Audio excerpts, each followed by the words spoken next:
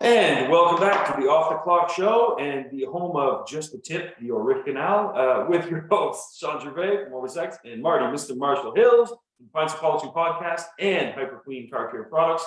FYI, the last episode that you guys had, I was listening to it before our show with you and Nick. You had it, I don't know when it actually aired, but I was listening to it today. It aired today. I'm fresh up, look at that. So yeah, they were having a great discussion about SEMA and the things that have been going on there and stuff. So definitely check that out. Finance Policy Podcast.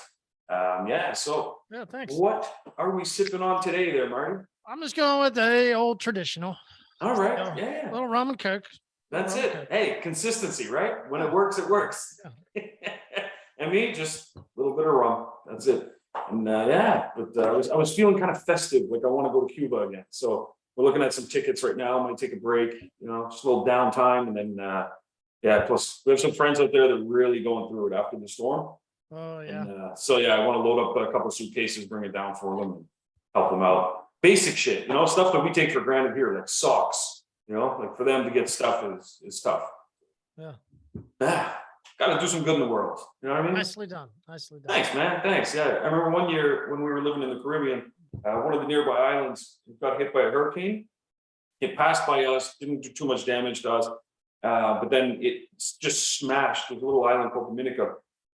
Smashed there. People were living basically in the police station for 4 hours at a time, so that they could use Wi-Fi or they could use a phone to check on family members.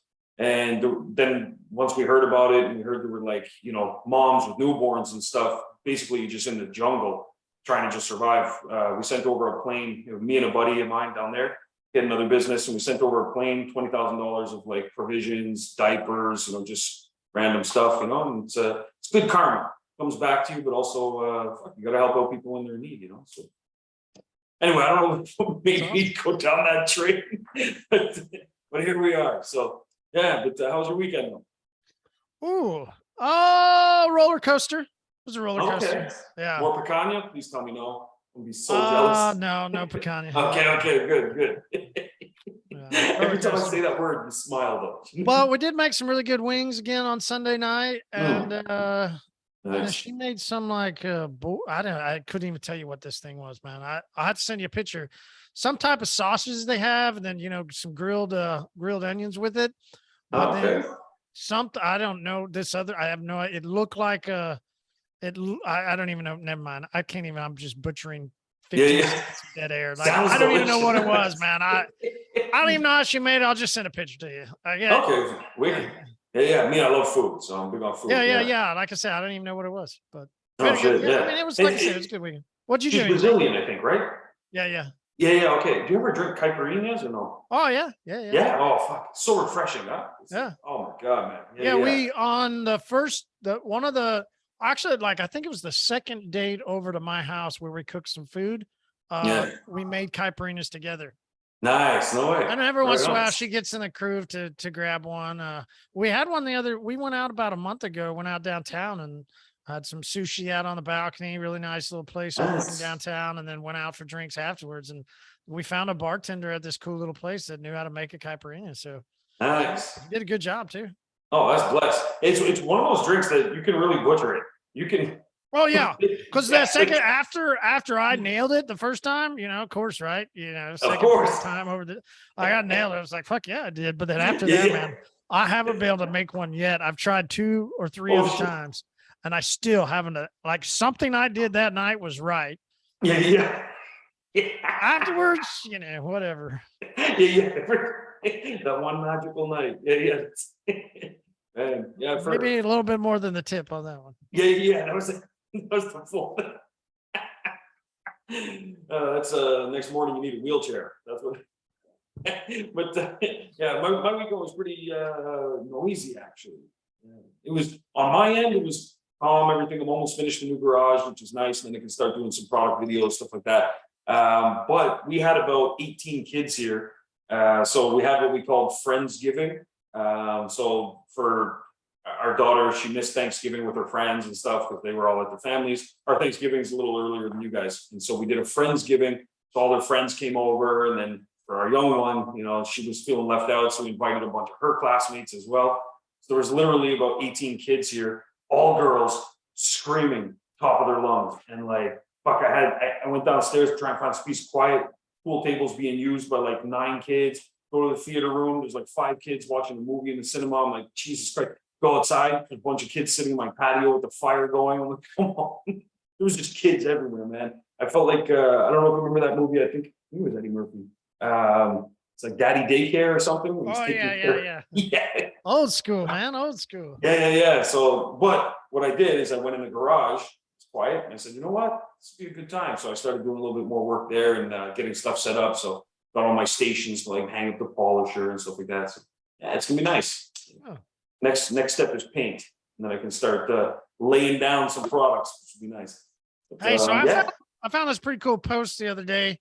All right. And I thought it was just cool to ask. I'm going to ask it tomorrow night on the community pub. I think it'll be a great question to ask. Is what's something you wish people knew about car detailing? Other detailers or people Just that don't a vague know? question. Just a vague question. What's something you wish people knew about car detailing?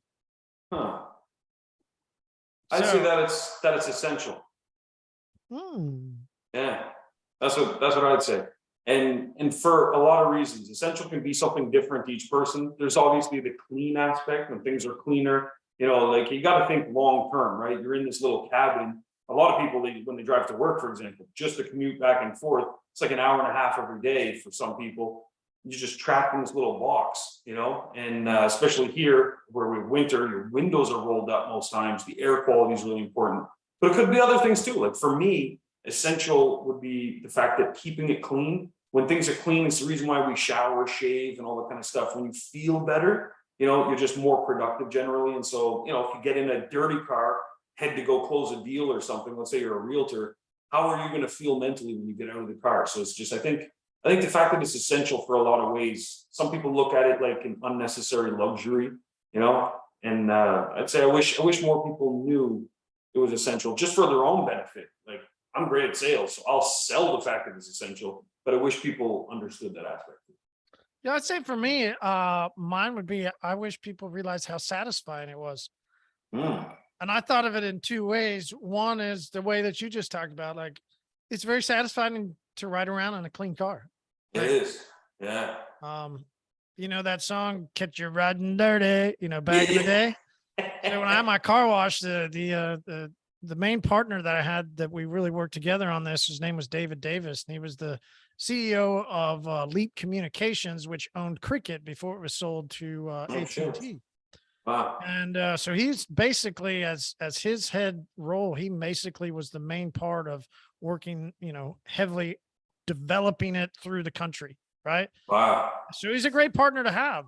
Learned a lot, and we did a little thing, marketing, you know, quote unquote thing whenever that song came out, because it was a lot of fun. Yeah. And like, I mean, it really is satisfying not to be riding dirty, like to have to be able to look out a windshield and not have all those smears. It's to be true. able to, you know, shift gears and look down and see it. Not touch them. Yeah, like you know, it's why just is that sticky.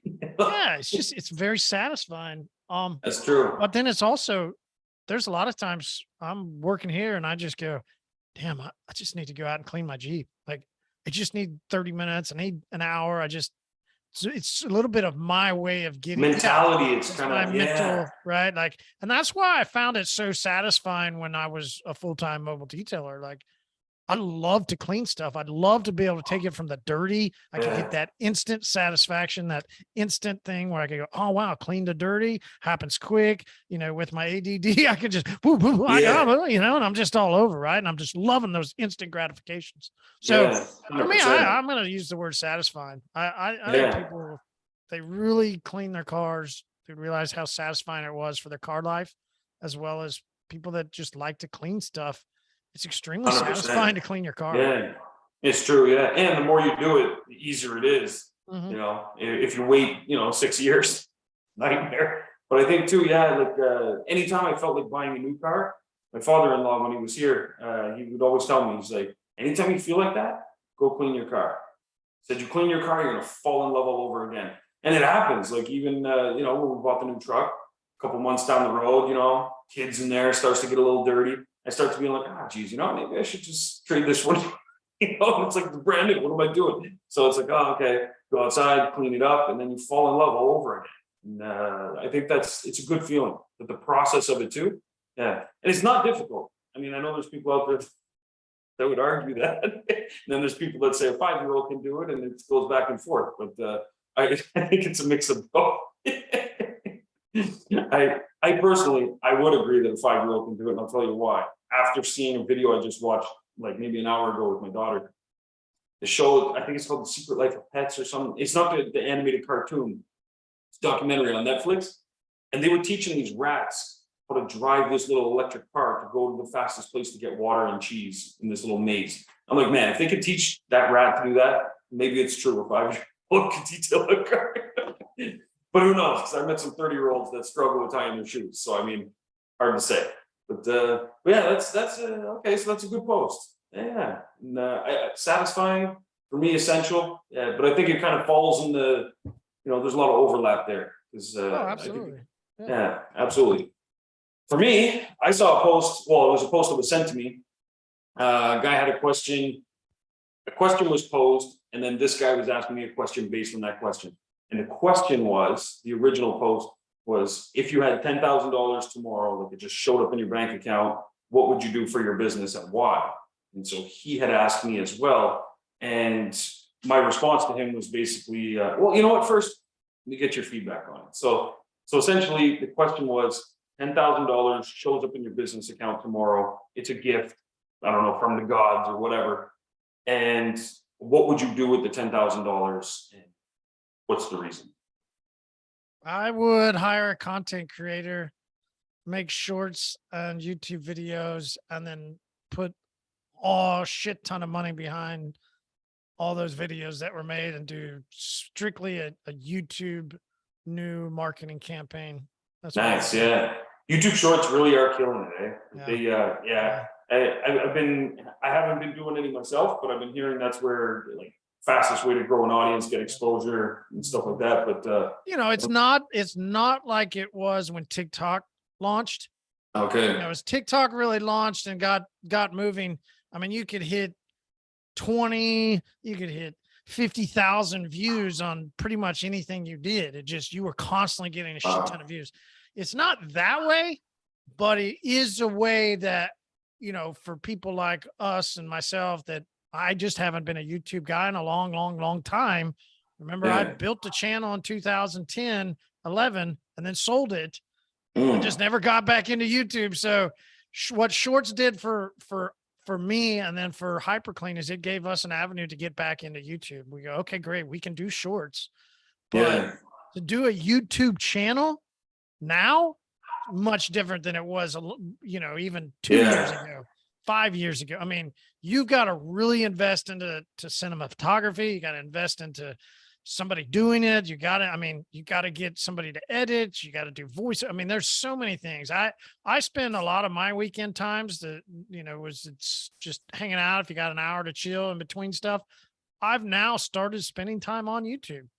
Okay. Going and watching, you know, what people do around car care, you know, what do channels do. And so that's the way I would do it. I mean, cause that's where we're headed. We're building, we're in those processes. I got a new part to my gimbal, and then I got a new thing on my tripod that will act like a gimbal that can go onto your tripod. So when you move it, it moves with it. Smooth and yeah. So you bet, man. I did some videos this weekend of my wife doing a rinseless wash on her car. I mean, I'm really heavily trying to focus on how do I begin to build a YouTube channel out. So no doubt that's what I would do with it. If you got 10 grand that you got gifted, dude, throw it into YouTube and make sure you put a lot of marketing behind it. There's no doubt, you know, Shawn, everybody keeps saying it. It's a pay to play. So once you start playing, you got to pay. So make sure to save some money left over to pay. Yeah. It's true. And so, how does that work with YouTube Shorts with ads? Can you? Not sure. Yeah, I was wondering. I'm just making the shorts. I haven't done any. I don't know. Okay, interesting. Yeah. I'm curious about the algorithm because, like, me, for example, like I use YouTube a lot and I have here we call it YouTube Premium. I think for you guys it's YouTube Red or maybe it's YouTube Premium now. I don't know. The one where you don't have ads and all that kind of stuff. Oh yeah. And so I use that, but I have my OrbisX account as well, which doesn't fall under the same thing. So I'll see ads on that one. But I've noticed differences in the shorts that are shown on both accounts. And even though like I search for the same things in both, so the algorithm should be pretty close. But what I've noticed is it seems like a lot of random is just kind of thrown in there. Like they'll show, let's say I've watched a couple of shorts, they'll show some stuff that's from those creators or similar creators, and then they'll just throw in some random shit. And then based on if I watch it or don't or like it or whatever, that stuff starts to show up more. So the reason I mention it is I think there's an opportunity to reach a good audience with that because it does seem pretty randomized, but yet they're also, following a formula still. So I think, I don't know, YouTube Shorts. I'm going to look into this too for our shop because we just finished now. We revamped the whole thing after we had that incident there where the sewer backed up. So we just redone everything. It was kind of a blessing, to be honest. We had to empty out the whole shop and then start rebuilding inside. So we were able to, we actually want this over here, that over there. So we used to have those things. They're like pumping type Canon things or whatever for window tinting and PPF. And now we built it in so that it just direct feeds with water and then mixes with whatever mixture we need. So we never have to like refill tanks or anything. So just like cool stuff like that, But it might be cool now if I start doing some YouTube shorts and showing areas of the shop and stuff. Customers, I think, because that's what customers, they want to know. Something I've learned, and this is a pre-tip, I apologize. Something I learned. I know every fucking time because I can't help myself. Something I learned is that customers don't want to come to your place and see like the rigid vacuum that they can buy at Home Depot. Mentally, they're going to be like, well, fuck, if that's what you're using, like I could do this myself, right? Now, I'm not saying there's anything wrong with using a rigid vacuum. We have them at the shop as well. But we also have some other equipment that isn't off the shelf consumer ready. And that's the stuff we showcase. Like we have a $5,000 Dupre steamer. Do we ever use it? Very rare. Very rare. Usually only if there's like gum in someone's seats or something. But aside from that, it's just for show. It's the customer sees it. And so anyway, I think it'd be a good opportunity for that. And that was my pre-tip is that get yourself some equipment that you could video, make some YouTube shorts, and it'll show that, oh, you're using something that the customer can't just do themselves. So it's the added benefit of going to a pro, right? Anyway, I know, fucking pre-tips. But so if I got $10,000 tomorrow, my advice to this guy was you need to have the processes in place because a lot of people think that an investment of money is going to just kind of like solve their business problems. But it's just going to amplify those problems because let's say you don't have a good process in place for closing deals. And let's say you throw $10,000 at, generating more leads. Well, if you don't have a process in place to close the ones you're getting now, how are you going to handle, a huge influx of new ones? You're just going to be losing that many more leads. So my advice was sit on it and build those processes first, refine those processes, because any good business, aside from an initial investment to get equipment and stuff like that, really you should be able to generate enough profit to pay for your growth as you grow. And if you just throw money at something, it's not going to solve the problem. So I think that it would depend on the stage of your business, but for me, my advice was sit on it, refine your processes, and then invest into those processes that are working. That was my advice. Yeah. And when it comes in, you're only getting 8 because you're sending me and Marty 1,000 each for our advice. There we go. But yeah, so that was pretty interesting. So what about a tip today? You got a tip? Yeah. Well, don't go too fast, too early, or else, it's going to go too quick. You're going to blow it. Gonna blow it. You go too fast, too early, you're going to blow it. Oh, Jesus. That's my tip. Yeah, that's a hell of a tip. Hell of a tip. So this weekend I learned that little thing happened inside my family. Basically, mom's going to get a different vehicle. She's got a vehicle that she wants to, pass on.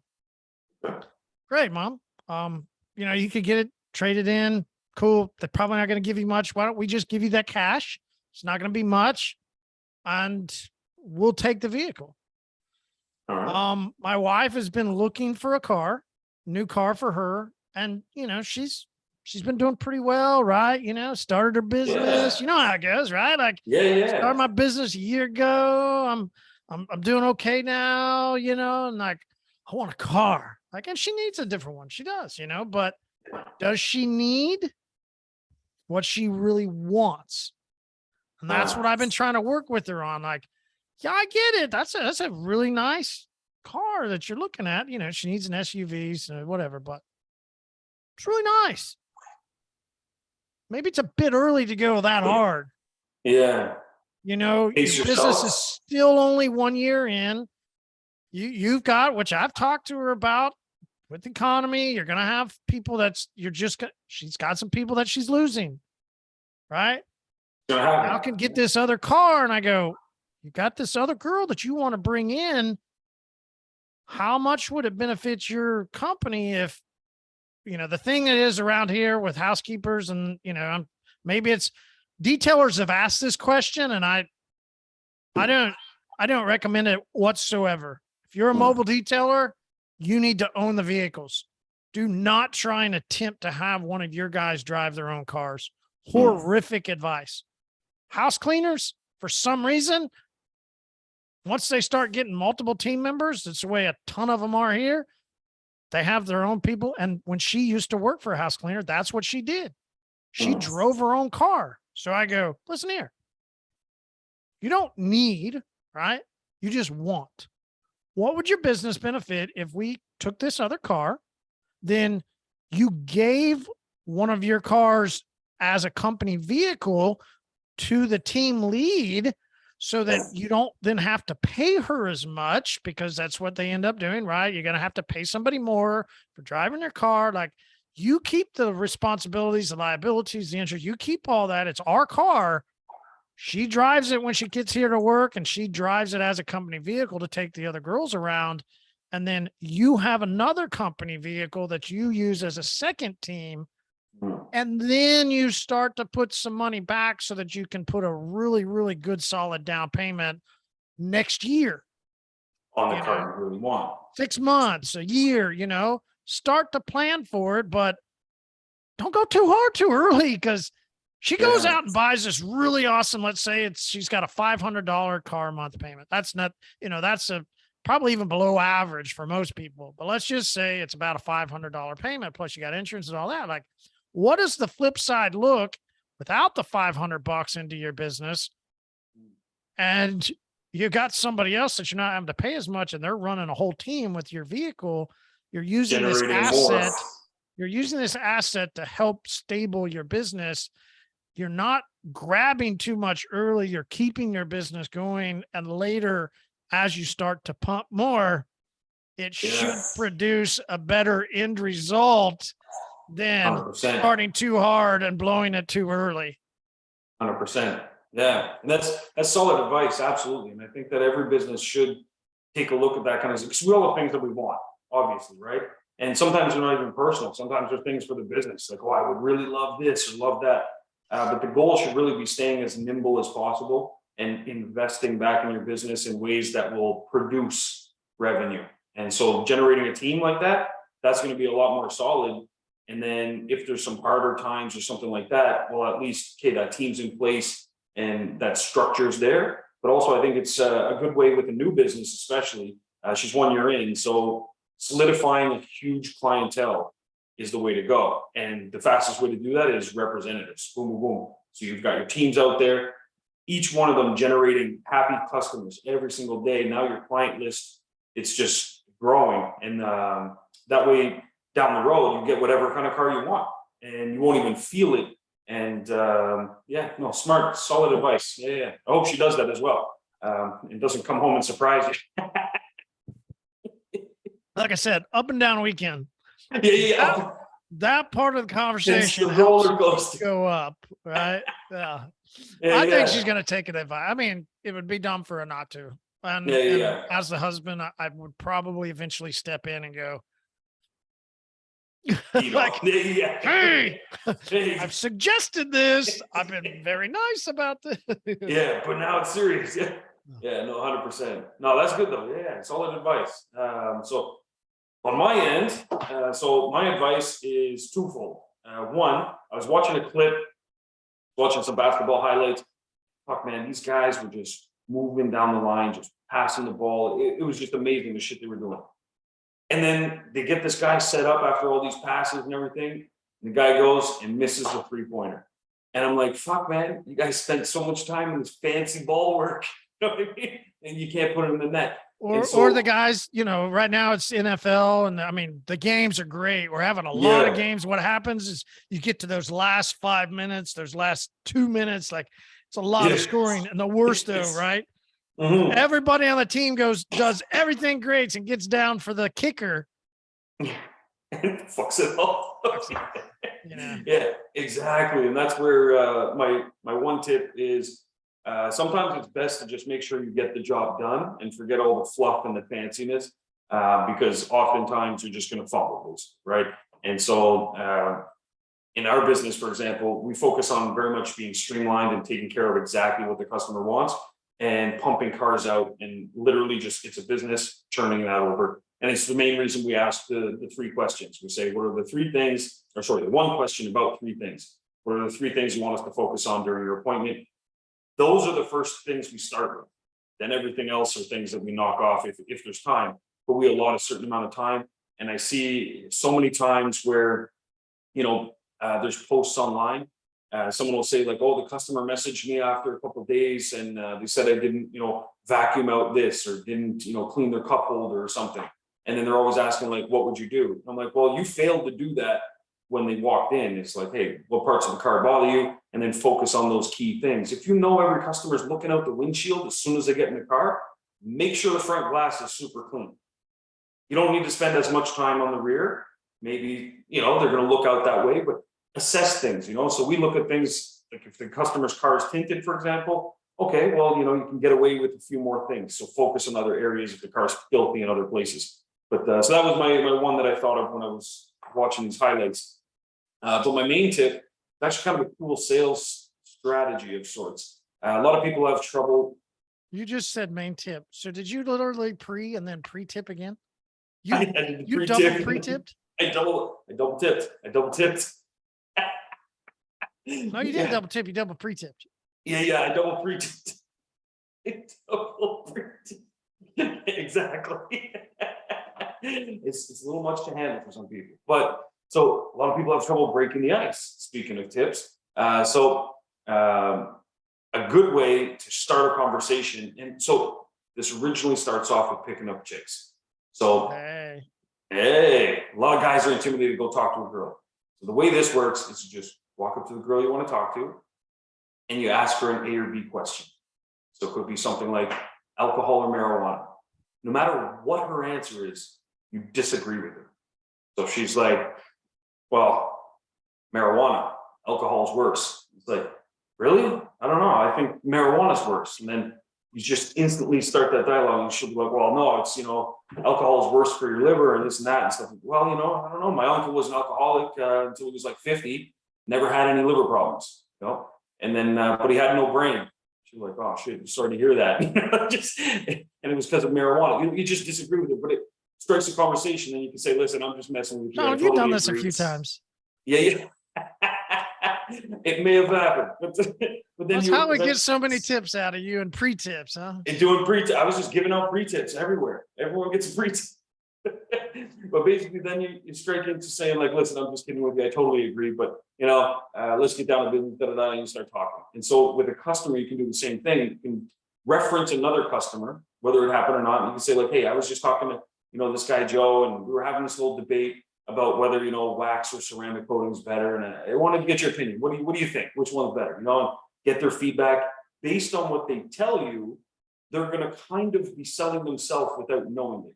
If they're like, well, I've always waxed my car, I prefer wax and this and that and stuff, you can disagree and you can come with the ceramic coating benefits, but he's telling you the reasons why he likes to wax his car or the result that he gets. And then you can counter that and you can hit him with all your reasons of why ceramic coating would be better, or vice versa. And so an A and B kind of conversation starter is, I think, really helpful for a lot of guys that are intimidated to strike that conversation. So you got to have Like a way to a break either the ice. or. Exactly, yeah, like an either or, exactly. And there's got to be some way to break the ice. A lot of guys default to like pickup line style marketing, where they try and just like throw out some sort of hook, you know, something. But a good way is just to come across more natural and just start an either or kind of conversation. And you can actually learn from the prospect what they need so that you can sell them better in the end too. Yeah. That's my pre-tip, double tip. I don't even know what tip I'm on now, but yeah, so I'll try and limit it to, you know, only one, right? Yeah. But no, it's good. But I told a real estate buddy this tip, by the way, and he employed it with breaking the ice with some prospects, and worked out really well. He learned a lot about their particular mindset around the housing market right now, and you know, the places that they were looking for and stuff like that. So he's got some really solid leads that are closing soon, and he told me it's all because of the A and B, or I guess the either or, as you said. Yeah, man. So apply that to your ceramic coating sales or detailing sales, whatever happens to be, and you'll have some success. Absolutely. Yeah, man. We gave some good tips today. This is good. So, and on that note, so no to SEMA? No, not going to SEMA. Yeah. Me neither. However, NTE for sure. Yeah. And we joked around about it, but listen, I'll do my best. Yeah. Let's try and do an education day. Let's just do a little 30, 100%. 40 minute, just the tips. Yeah, just the tips. Yeah. But that day I can give out as many tips as I want, I'm sure. That's it. We'll see. It's a bigger Hey, what crowd, happens in you know? Orlando? Stays in Orlando, exactly. It's just a tip. Just a tip. Jesus. I love it. Well, listen, Marty, thanks for your time, man. I'll see you next week as well. Everybody else, stay safe, and we'll talk to you soon. See ya. Yeah.